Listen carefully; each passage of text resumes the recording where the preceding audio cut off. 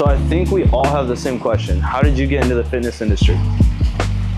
Well, long story short, I've been injured quite a bit, and I was told that I had to have a knee replacement. And I started working out, even with like all the years of motocross and stuff. I never really like trained, and I got into it, fell in love with it, realized that like the whole medical system is bullshit, and that we can heal ourselves through what we're given, no matter what. Oh, like yeah, absolutely. everything on the earth, like our body.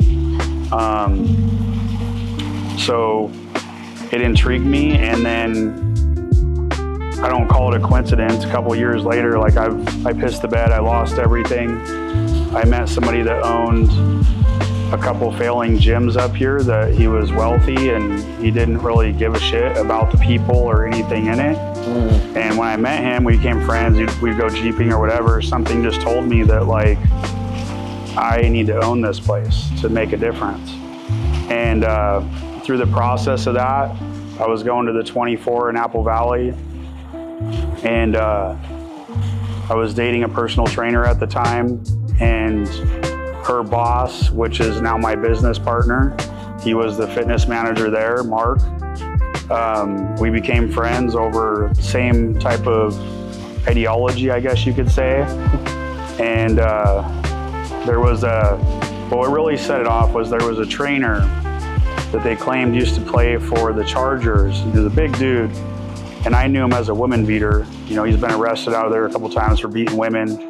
Oh, wow. And I don't tolerate that shit, so I didn't like him. I just left alone or whatever. But one day, 24 posted, "Oh, come play or come train with ex-NFL star, yada, yada, yada." And I commented like, yeah, ex-NFL star, personal training out of 24, like, doesn't make sense, right? Especially at 24, because they don't pay their trainers well at all. So apparently he got upset about it. I was at the drinking fountain one day, and he came up with it was like right around Halloween, and he comes up and he's like, shows me a picture. He's like, "Hey, what's this?" And I was like, "Bro, it's fucking Halloween. I can play dress up too. Get the fuck out of here." And he got so mad that he called his boss, which was Mark, and was like, "I'm gonna fucking kill this cracker, blah, blah, blah, all this shit." And Mark's like, "I don't think that's a good idea. If you know Mark, you'll like understand that." But so Mark calls me afterwards. He's like, "Hey bro, like Derek says he's gonna kill you or whatever." And I was like, "Good, like whatever," you know what I mean? We're just laughing. And then later on that day when I was leaving, I was talking to some of the other trainers because I knew him.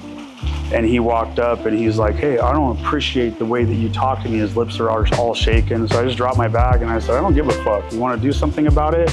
Let's go outside. If not, shut the fuck up and go back to your room." And he went back to his room, so there was never a fight. So anyways, that like really started the relationship with Mark and I.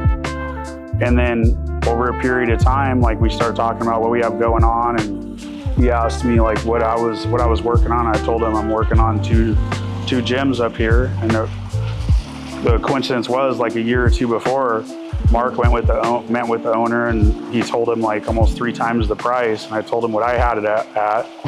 And then he's like, "You want to go in on it?" And I said, "Well, yeah, let's do it." So you guys I didn't have the money on anyway, the same so gym.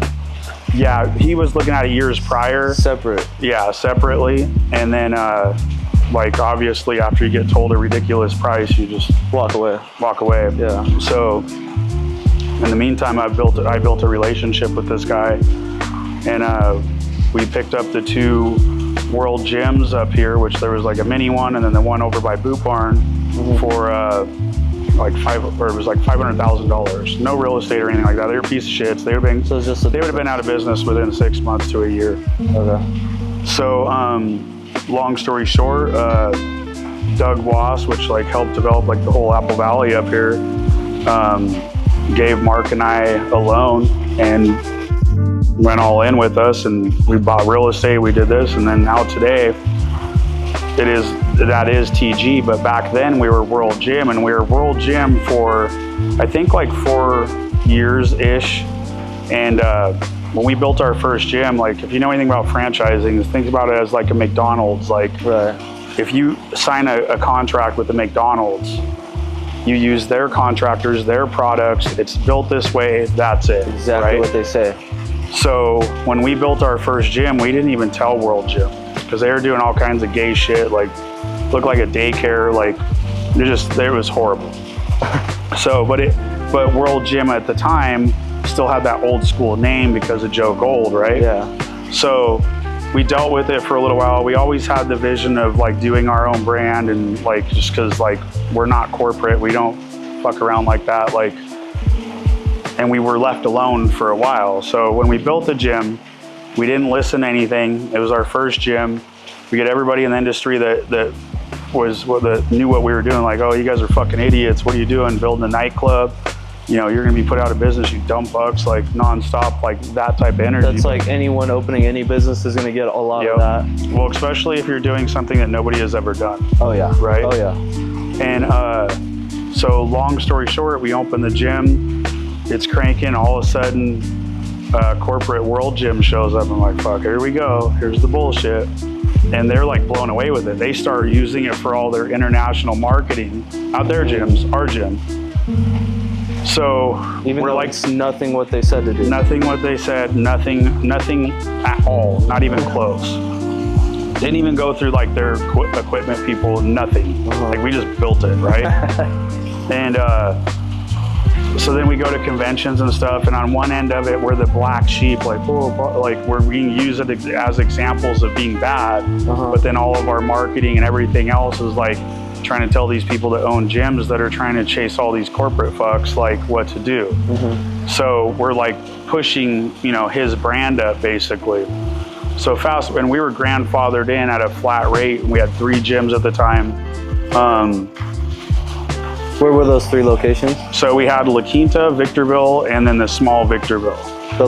We closed the small Victorville when we opened the Apple Valley. La Quinta, it wasn't really our market, and it's kind of far away. It's hard to be in touch with that. It's not even that it's far away. It's just like the ideology out there is not like, and we found out later on that city is like the #1 for like people that like, there's all kinds of rehabs. So people that have major drug problems go there and they get clean and they get out and get a job and they get some money and get spun out.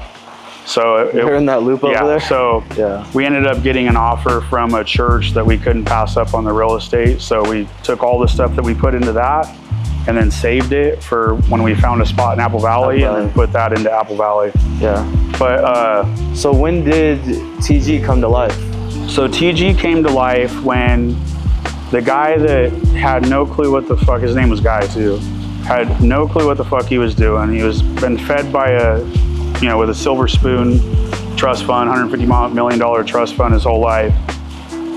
Came to me and said, hey, we're gonna do the full franchise model, meaning like we want percentages of your income. So instead of paying like whatever it was, like $2,500 a month or something, it was gonna be like $40,000, $50,000, $60,000 a month.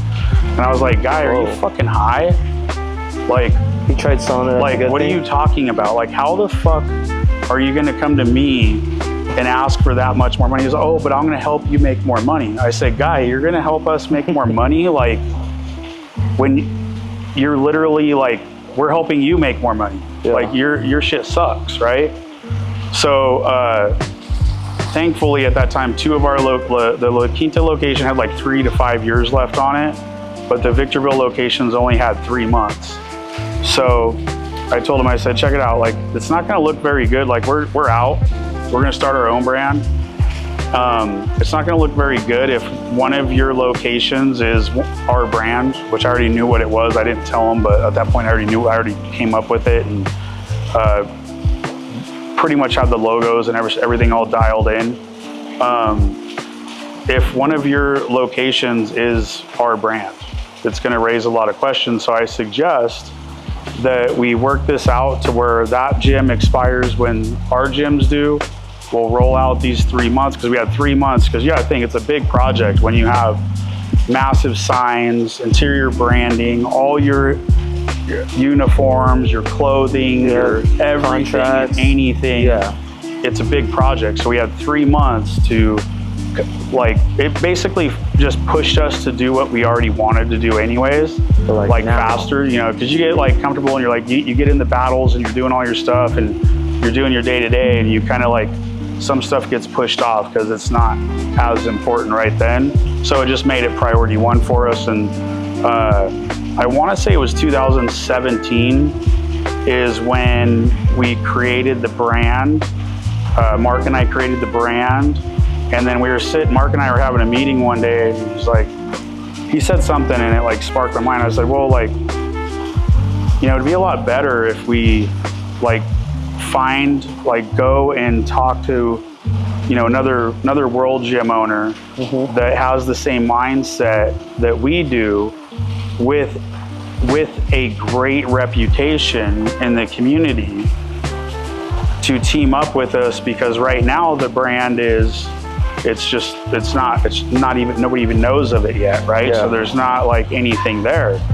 So he's like, well, what do you think? I said, let's have a meeting with Rick at PB, which he's partnered with George, and see what they plan on doing. Because they're like, that gym's been there since 1985.